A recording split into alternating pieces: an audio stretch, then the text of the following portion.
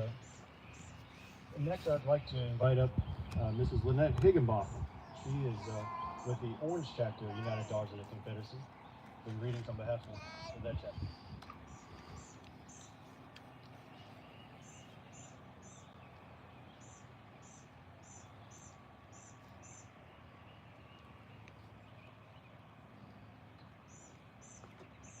On behalf of the 13th Virginia Regiment Chapter, United Daughters of the Confederacy, I bring you greetings. Thank you. Our Confederate dead who are buried here died at the Gordonsville Receiving Hospital, as you have heard and know. For many, it was a long and lingering death. On this Memorial Day, we remember and honor our Confederate dead. They died for a cause that they believed was right, defending their homes and our homes from a dread invader. Their sacrifice for us is worthy of remembrance. I would like to commend the Gordonsville Grays Camp SCV for their care of these grounds and for restoring this Memorial Day service here at Maplewood Cemetery. This camp is worthy of the UDC motto, "Love makes memories eternal."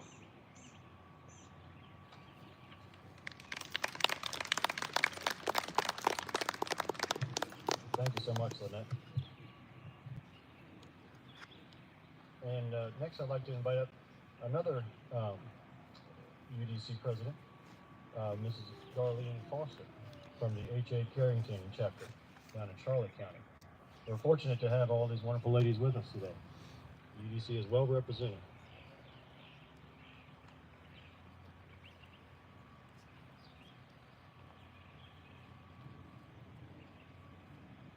Good afternoon, Gordonsville Grays SCV, distinguished guests, visitors, and family.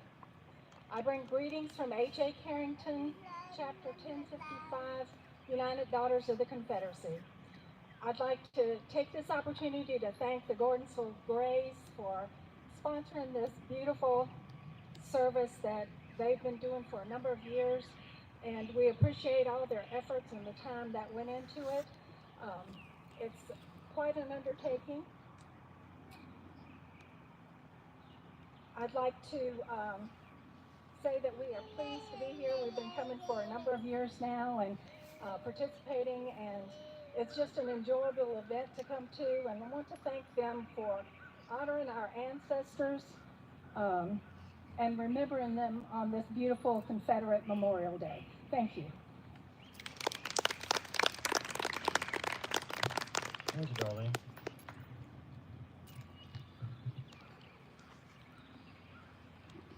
And next with Jerry Harlow. He's also a member of our camp, but he's the president of the Trevilian Station Battlefield Foundation. And if you're not familiar, it's just 20 minutes down the road over there in Louisa, so I'll tell you all about it. Thank you, Luke. You know, it's I get more enjoyment of irritating the left than the Yankees with counteracting their post. I saw on it's called Nextdoor, an app where people put out stuff. And so yesterday I saw what said, "Come celebrate with us, celebrate Memorial Day." He had a winery, and they were going to have a guest speaker who'd written a book about the misappropriation of funds for the Freedmen's Bureau. So nobody says anything except for me, and I wrote back, I said, "What the heck does this have to do with Memorial Day?" And I'm sure that I'm in their crosshairs now because everybody knows my opinion on that. And they just can't stand it that they're not us, that they don't have Southern roots and are descendant of Southern soldiers, the finest army maybe of all time, and certainly the finest army the United States ever saw fight against the federal intruders and invaders. Trevilian Station, of course, we have approached 2,200 acres that we own outright, with another 500 acres that have been put under easement in the past few years. And it's kind of tough when you've got people in your own county that write letters to the supervisors and say that we are neo-Confederates, we are Nazis, and we're fascists. That's what they call us for trying to preserve a battlefield where both Confederates, probably 1,000, and probably 1,000 Federals met their fate. It was the largest all-cavalry battle of the war, largest all-cavalry battle in the Western Hemisphere with 8,500 Yankees with repeating rifles against 5,000 Confederates with single-shot rifles. And it was a great victory. So they may call us anything they want. I guess they're just jealous of what our men did there. But we're ready to put a new roof on the 1846 Trevelyan house, and we were blessed with some grants. The county, with a 6-to-1 vote, gave us $20,000 towards this $46,000 roof, and the William A. Cook Foundation gave us $10,000. So we are lucky that we're going to put a new roof on the house. We invite you to come by on the third Sunday of each month. The house is open from April to October, and it's from 10 to 2. Is that right, Pat? On Sunday? 12 to 4 on Sunday. And every Thursday it's open, and it's 10 to 2, and we have miles and miles of walking trails. And if you like to ride a horse, our trails are open. We lease the land to Louisa County for $1 a year, and you can go over there and park. You can do primitive camping. So our 2,200 acres is available for you to walk. There's a 10-stop driving tour, and please take that. It's very interesting. It takes about 2 hours, and you have alternate stops. You can go back to Louisa to the cemetery where many of the men that died at the Battle of Trevelyan Station, and Reverend Tolles lost 3 sons, 3 cavalry officers, 3 cavalry men that died at 3 different battles. So he lost his 3 sons. He's buried there, and along with the men of the 7th Georgia that saw their first battle, the first time away from home to fight in a battle. They lost 38% of their men, including the colonel who refused to surrender, as well as Captain Hines. So we invite you to come see our battlefield, and we think it's a great thing, and any support you can give us, we appreciate it. Especially stop them from calling us Nazis and neo-Confederates and fascists, because we're not. Thank you. Thank you, Jerry. Now I'd like to ask Mrs. Jenny Simmons to come up and say a few words on behalf of the Exchange Hospital Museum. She is essentially the curator over there, and we're honored to have her with us today.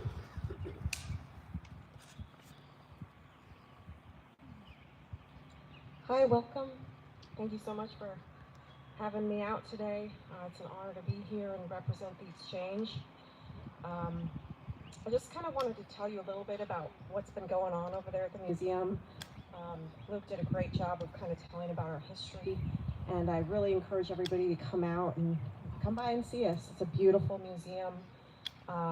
We actually had several people come through and find their ancestors in our death roster, which was just, whenever that happens, it's just incredible.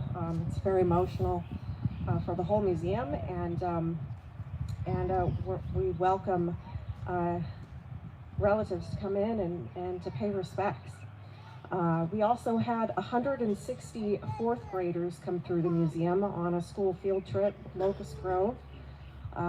It was such a wonderful opportunity to educate our youth about the history of the museum and the Civil War.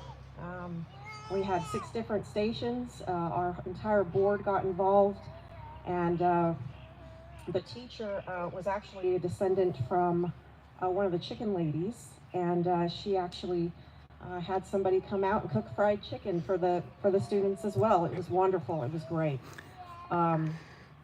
So we are open for school field trips. Tell your kids' teachers. We'd love to have them come by.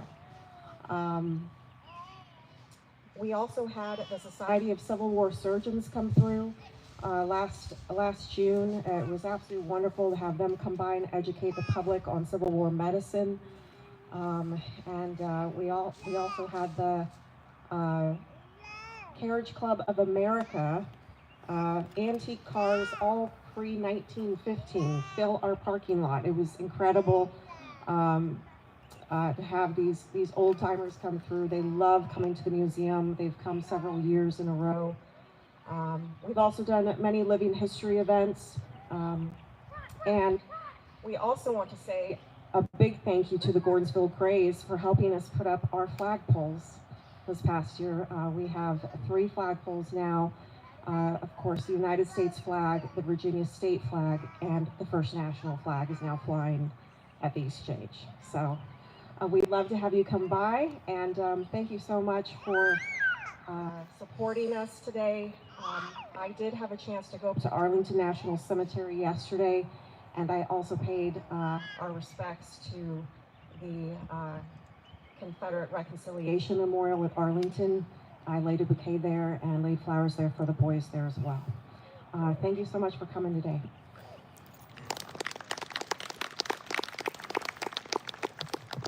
Thank you, Jenny.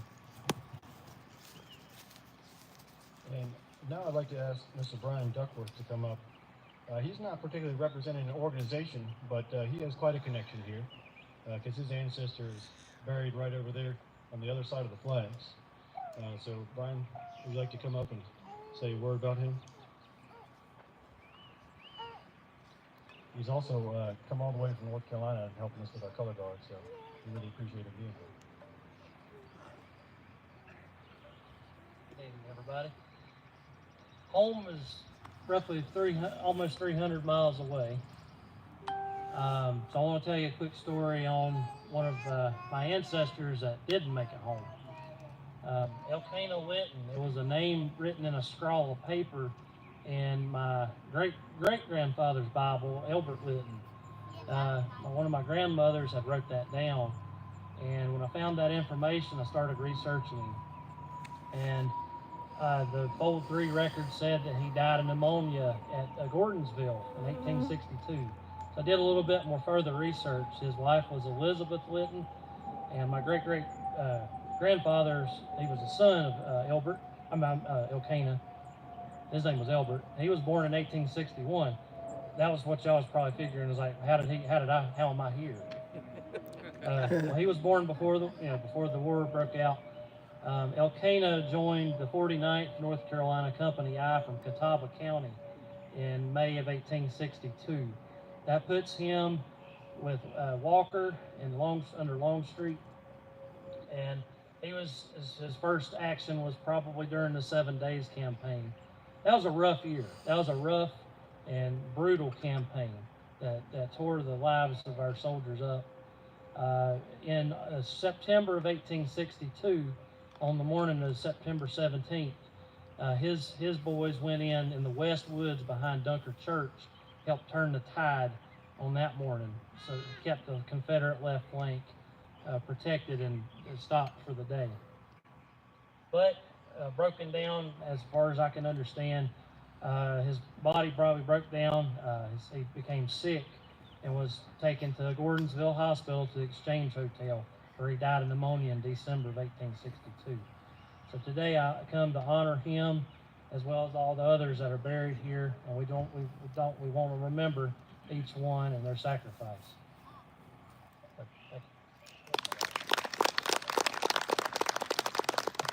Thank you, Brian. That really drives home the point of why we're here. Actually, I should ask, do we have anybody else who's a known descendant of anybody buried here? All right, I thought there was one. Well, we now have the privilege of hearing from our guest speaker, Mr. Sam Winkler, as you might meet him, or as I'll be introducing him momentarily, the Honorable President Jefferson Davis. Sam is a first-person living historian who portrays several historical figures from the war between the states era. He has spent a great deal of time studying President Davis, and our camp thoroughly enjoyed having him speak at one of our monthly meetings last year. It seems only fitting that he joins us again today at the cemetery to memorialize the soldiers buried here. Mr. President, it's an honor to have you come and speak to us.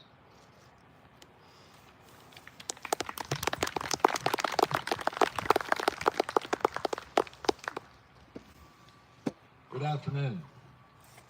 As the President of the Confederate States of America, it is an honor and a privilege to be here today, to stand with you and pay tribute and honor to these fallen soldiers. It is right that we do so. I was a senator in 1860 when Abraham Lincoln was elected to be the President of the United States of America. With his election, the southern states started leaving the Union in order to form their own nation. South Carolina was the first to do so in December of 1860. They were quickly followed by my state of Mississippi on January the 9th. 5 more states joined in: Florida, Louisiana, Georgia, Alabama, and Texas. 7 states left the Union before Mr. Lincoln was ever sworn into office. Now let me explain. Mr. Lincoln was not an abolitionist. As a matter of fact, he had made a statement that he had no intent of entering the slave-owning states of the South. He wasn't sure it would be legal to do so. But he did not think slavery should be allowed in the free territories. He also did not think a state had the right to leave the Union. He called it a rebellious act. I am certainly not a secessionist. I debated many times against the South leaving the Union, fearful of what it would mean for both. But I do think a state has the right to leave if they so desire. It's called state rights. State rights are guaranteed by the Constitution, a Constitution that we fought, died, and bled for less than 100 years ago. I have long been an advocate of state rights. I had my first experience in 1834. I had recently returned from the Black Hawk Indian War, and I'd heard that the government had passed some tariffs and taxes that South Carolina said was unconstitutional. They were not going to pay them. The federal government was prepared to send troops in to force that issue. I'd heard that my regiment would most likely be one of the ones to go. I thought about that. And I thought, as much as I enjoy being in the Army, and as much as I enjoy my commission, I will tear it to pieces before I will go to South Carolina and fight them over their state rights. Fortunately, it did not come to that. I returned to the Senate in January of '61, a senator without a state to represent. With a heavy heart, I sat down to pen my farewell address to my fellow senators. Many of those men had been friends of mine for many years. On January the 21st, the Senate chamber was packed. 4 senators had already given their farewell address. It was now my turn to speak. I stood up. I arise, Mr. President, and my fellow senators, to announce to you that the state of Mississippi has departed the Union. I humbly beseech you to continue to work for a peaceful resolution between the states that stayed and those that have left. If I've injured any of you in any way, I'm truly sorry. Please forgive me. I meant you no harm. I leave today with no ill will toward any, but I must simply say my final goodbye. I walked out of the Senate chamber that day for the last time. It would also be the last time that I would ever pledge allegiance to the flag of the United States. My wife, Irina, and I, and the children commenced our journey back to Briarfield, our home in Mississippi. When we arrived in Jackson, I was pleased to find out that I had been appointed to be the Major General of the Mississippi Militia, a job I felt well qualified for due to my training at West Point and my experience in the Mexican War. It was also a job I felt would be needed shortly. We continued on home and started our day-to-day life, and I must say I was quite pleased. You see, I've always enjoyed the life there more than the life in Capital City. I remember well the day that I found out I would be the president of the Confederacy. My wife and I were in the Rose Garden when a messenger rode in bringing me a message from Montgomery, Alabama. I feared I might know what that message would say. You see, I knew there was a convention going on for the sole purpose of electing a leader for the new nation. And I'd heard my name had been passed around as a possible candidate for that job. The messenger handed me the message, and I opened it up, and I still have it to this day. Greetings, Mr. Jefferson Davis, and congratulations. You are the elected president of the Confederate States of America. Please proceed to Montgomery immediately. I closed that message and put it in my pocket, thinking, dear God, take this responsibility from me. You see, I did not want to be the president of the Confederacy. I had no desire for that job. I feared a war was looming on the horizon, and I felt I could better serve my new country as a military man. But due to my loyalty to the South and the cause, I accepted that job and left the following day for Montgomery. We pulled into Montgomery Station on February the 16th. A huge crowd of people had gathered to meet and greet their new leader. But more importantly, they had gathered to show their loyalty and their support for the South. I stepped out on the boarding platform and reviewed the South's position as best as I saw it. The time for compromise is past. We ask nothing. We want nothing. And there shall be no obstacles. All we want is to be let alone. Our separation from the old Union is now complete. No compromise, no reconstruction shall be entertained. I humbly hope that the beginnings of our Confederacy will not be hampered by hostile objections. 2 days later, I once again stood in front of a large group of people in Montgomery. It was the day that I would be sworn in to be their leader. I recall making some of the following statements. It is joyous during such perilous times to stand amongst a group of people who are united in heart for one purpose, where that purpose activates and animates the whole. The sacrifices to be made shall not be weighed against right or wrong, just or unjust. Obstacles may retard, but they cannot long prevent the progression of a purpose that is sanctified by its nature and justified by its people. After I was sworn in, I appointed a 3-man peace commission. Their task was to seek an audience with President Lincoln. The request was denied. On March the 12th, I wrote a letter to Secretary of State William Seward, again requesting an audience. Again, denied. For 6 weeks, I tried to bring about a peaceful resolution to our differences. You see, one of the things I wanted to resolve was Yankee troops at Fort Sumter. Fort Sumter's in the Charleston Harbor, and South Carolina had left the Union in December of 1860. Those troops were looked at as being a sign of Union superiority. I requested Mr. Lincoln to remove those men. His answer came in the form of a supply ship, bringing Yankee supplies for those soldiers. I had my answer. There would be no peaceful solution. Sadly, on April the 12th, I ordered P.T. Beauregard to fire upon the fort.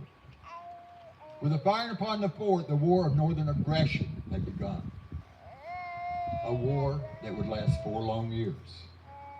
A war unlike America has ever seen before, and I pray to God we'll never see again.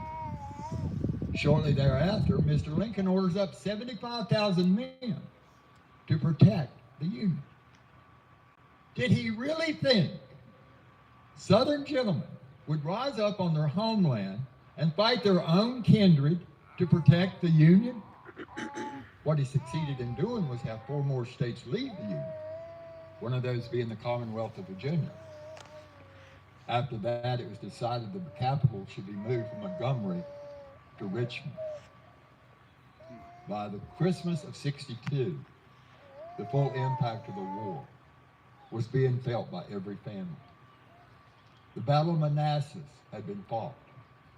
The Battle of Shiloh, where I lost my dear friend Albert Johnson, had been fought.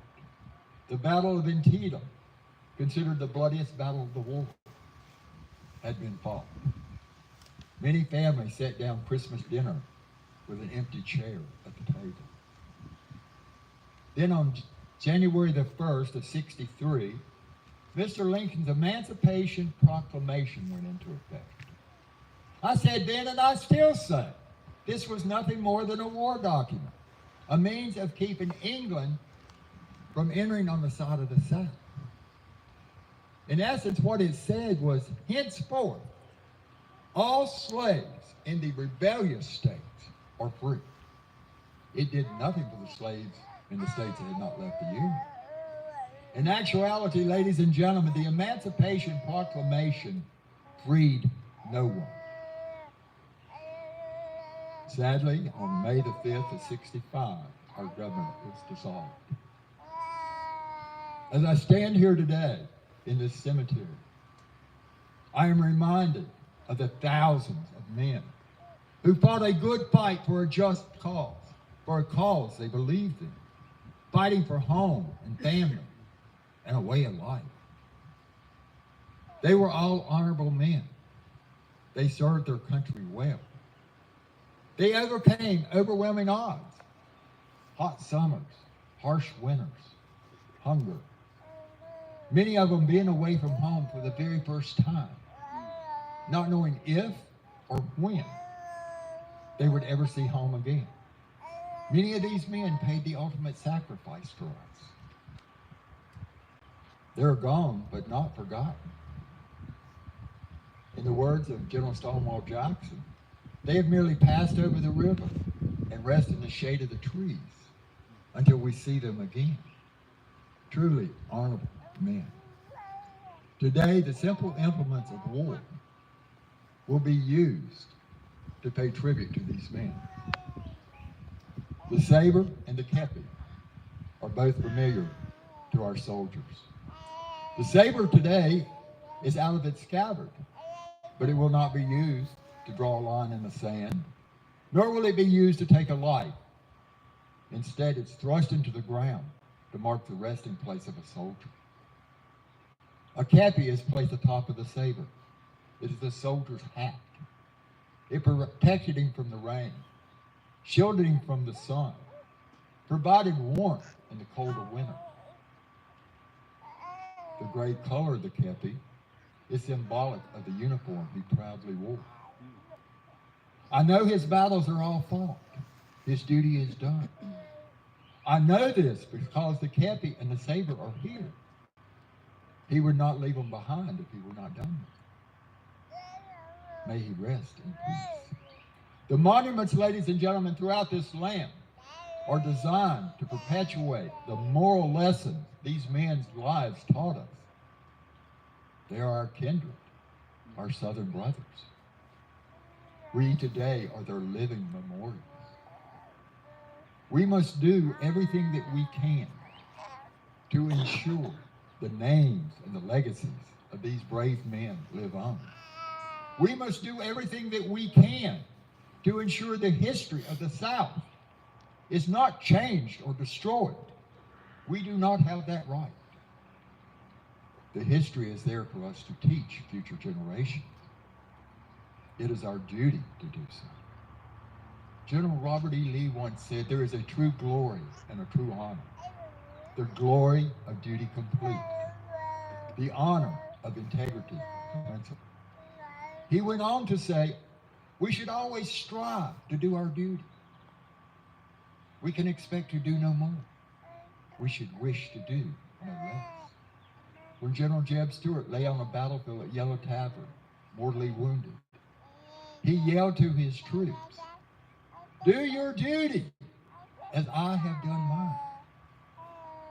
Ladies and gentlemen, we have a duty to do, and we simply must do it. We have to make sure that our history is protected and saved. May God bless you, and may He greatly bless the South. Thank you.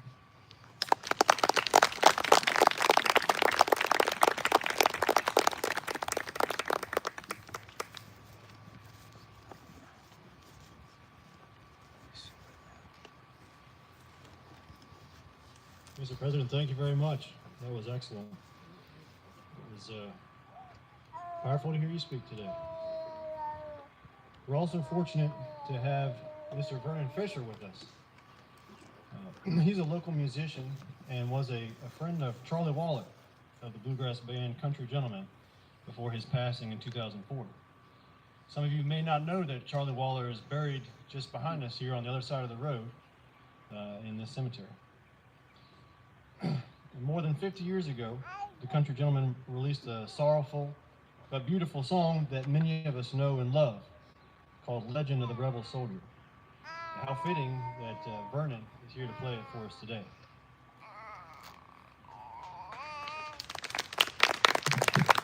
It's good to see everybody today, to be here. It's an honor. My connection here is a woman named Susan Hahn, who's buried over at the corner of the brick wall with her husband, Philip.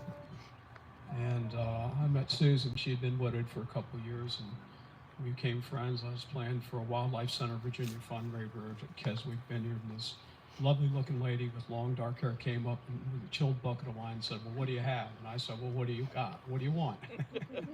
And a relationship ensued. But 13 years ago, I started coming here, and I walked these grounds many, many times, and I've been to the Exchange Hotel and played a few times at various battlefield sites.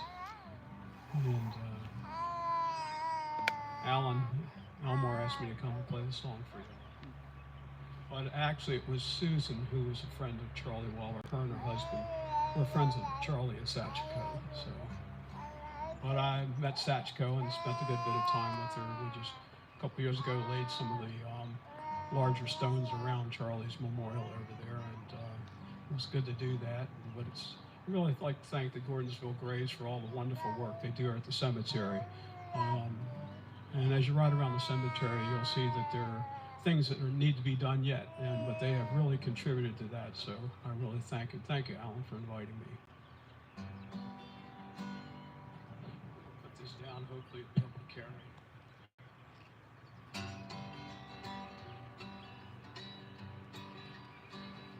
In a dreary Yankee prison, a rebel soldier lay. By his side stood a preacher, ere his soul should pass away. And he whispered, faintly, "Parson," as he clutched him by the hand. He said, "Parson, tell me quickly, will my soul pass through the Southland?"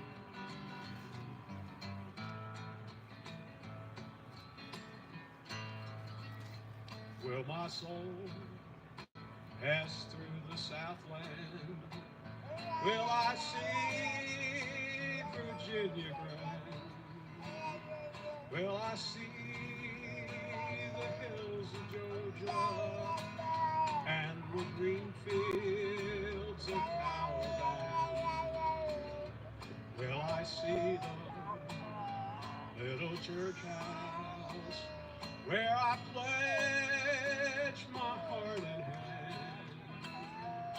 Oh, Parson, tell me quickly, will my soul pass through the Southland?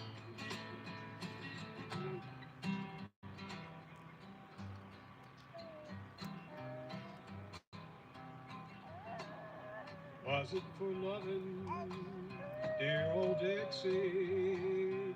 In this dreary cell I lie. Was it for loving dear old Dixie? In this northern state I die.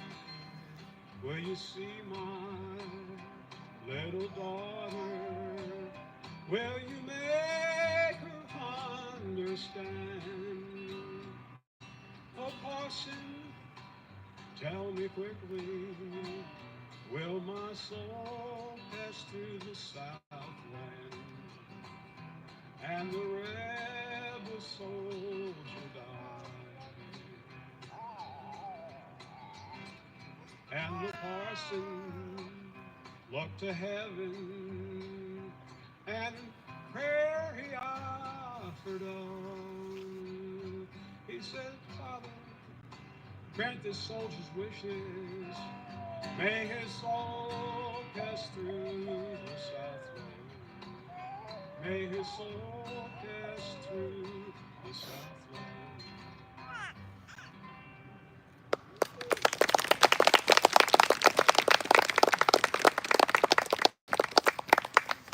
Thank you so much, man.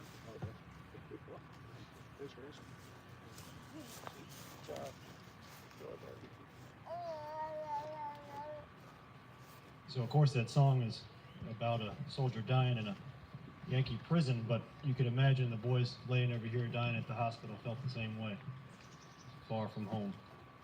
Thank you, Vernon. That was really excellent. Our camp quartermaster, Alan Elmore, will now read from the Roll of Honor. These are the known names of the men buried here in this field. For the last 6 years, we've been reading about 100 names at a time alphabetically through the roll. This year's service will mark the completion of reading through the entire roll one time. Next year, we'll begin again.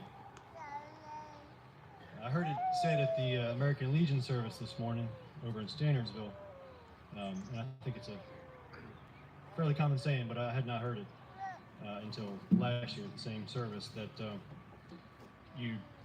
a person dies twice. The first time when their physical body dies, and the second time when their name is said for the last time. So we'll keep the memory of these men alive for another year.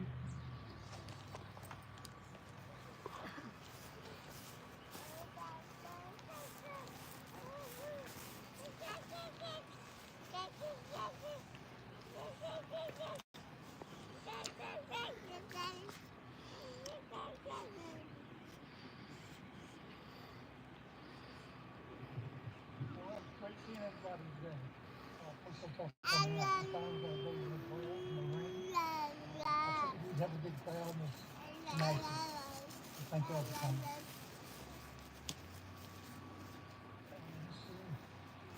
C.W. Tabb, George Tatum, John H. Taylor, William Taylor,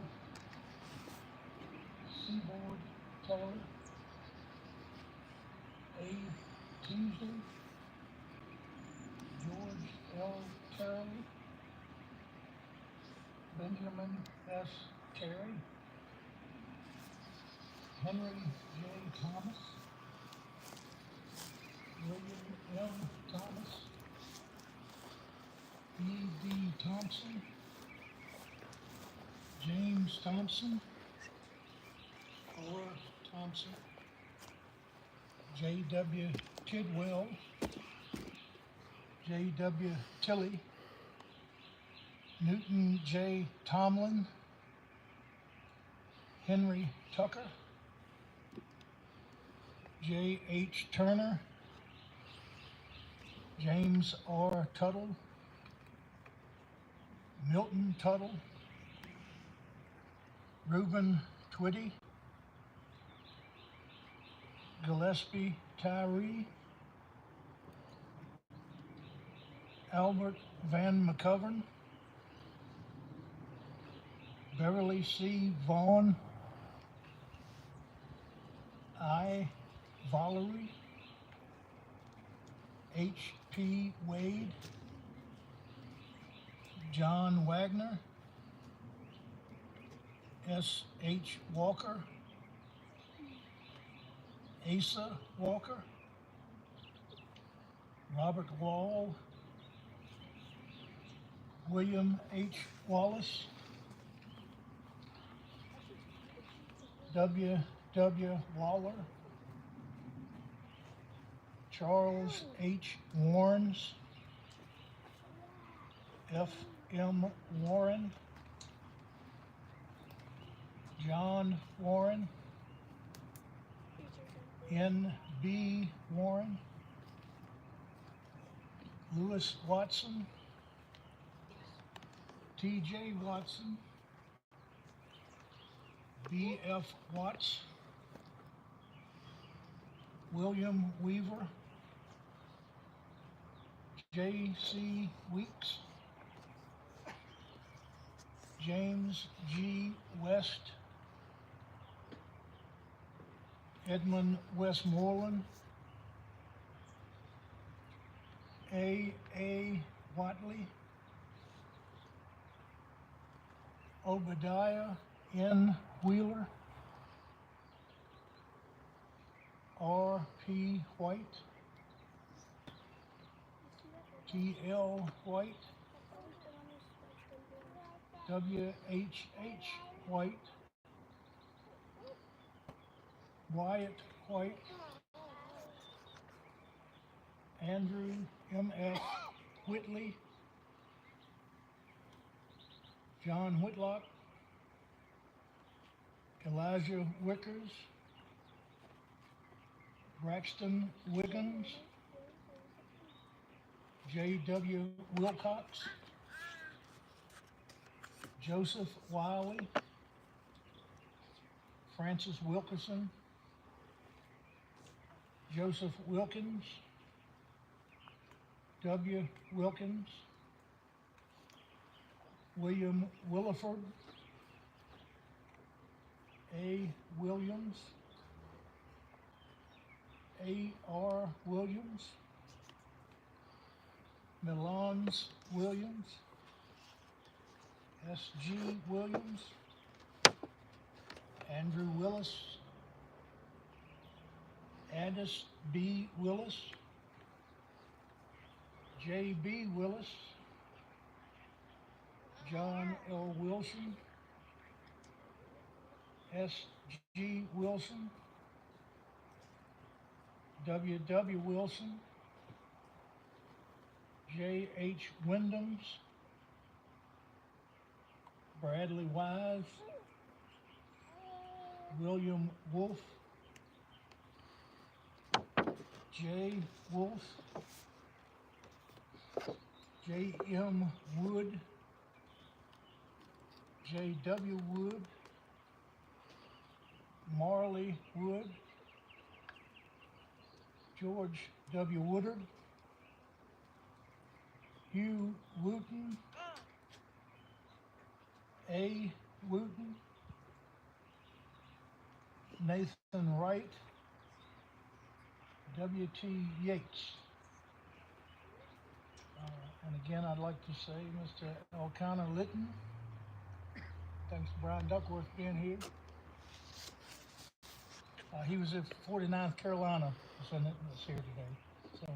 So the states represented here that I just spoke of: Virginia, North Carolina, South Carolina, Tennessee, Georgia, Alabama, Mississippi, Louisiana, and Florida.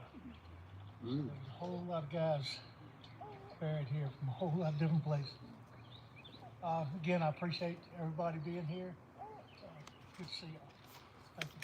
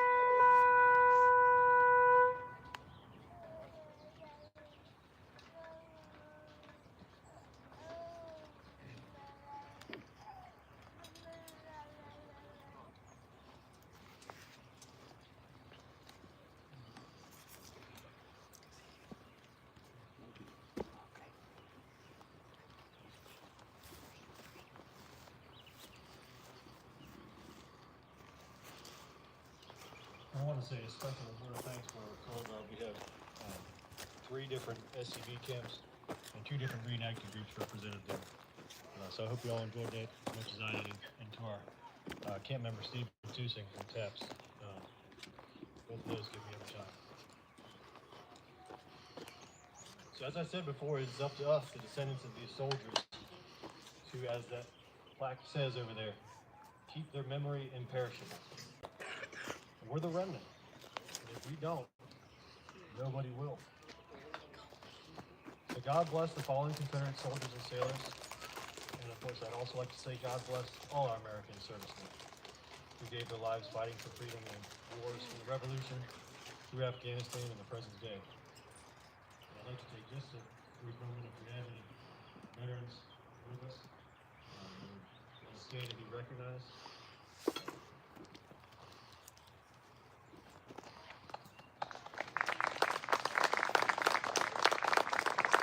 Thank you, gentlemen, for your service. To conclude, I'd like to ask Earl Ryder to come up and give us the benediction and a blessing over the food, and then we'll close by singing Dixie together. So y'all, please stick around and get some food over there. We've got plenty. And having singing at the cemetery is another old tradition. Just like having these services, they kind of went hand in hand. You bring a basket of chicken with you and sit and spend the day at the cemetery. So.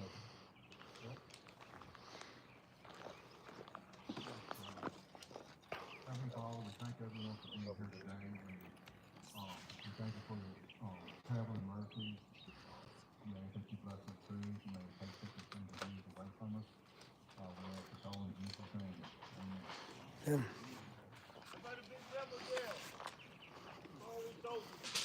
How about the end of Dixie?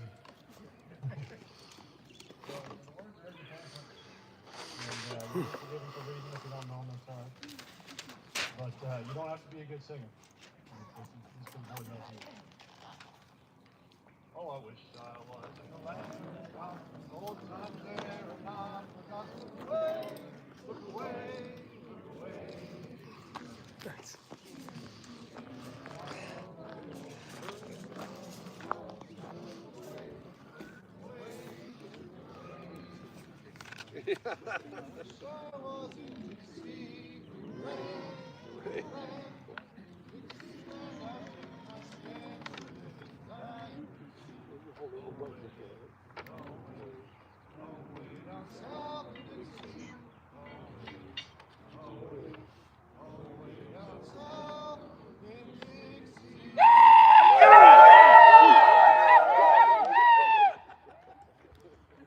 Thank you, everybody. That concludes our service. Please stick around.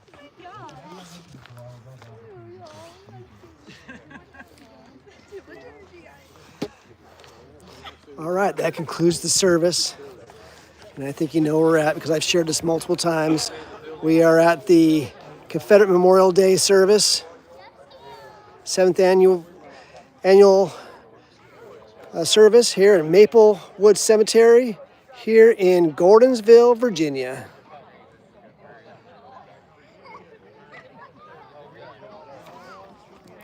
There are 700 soldiers buried here, almost entirely all in unmarked graves. So I'll go ahead and finish this video up where I started. And that is over here, right by the intersection of Confederate Drive and General Lee Lane.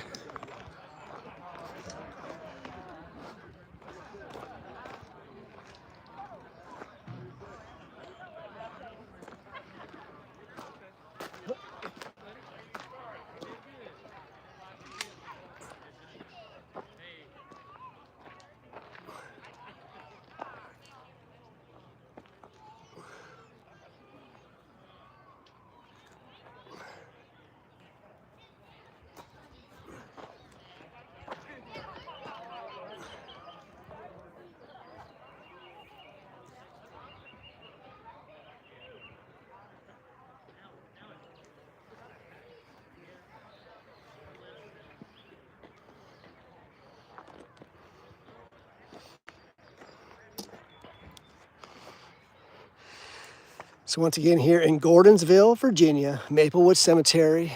Go ahead and finishing this up here. Reading this one last time before I finish because social time has started. Food has started, the buffet. Everybody's starting to dig into the buffet. It's a wonderful, beautiful day. Been a wonderful day all day. In my case, I started off in Fredericksburg at the Confederate cemetery over there at 10 o'clock in the morning. Had a great service over there. And then made a transition over to Spotsylvania Courthouse Confederate Cemetery, where there was a service that began at 1 o'clock there. And then I traveled over here about an hour's drive to Gordonsville, Virginia, more in the central part of Virginia, for the ceremony here. I attended this one last year as well, as Spotsylvania as well. So sharing this with you. The Maplewood Memorial Association has erected this tablet as a tribute of respect to some 700 Confederate soldiers, mainly from North Carolina and Georgia, who laid down their lives for the cause they loved and lost. Their names are perished. May their memory be imperishable.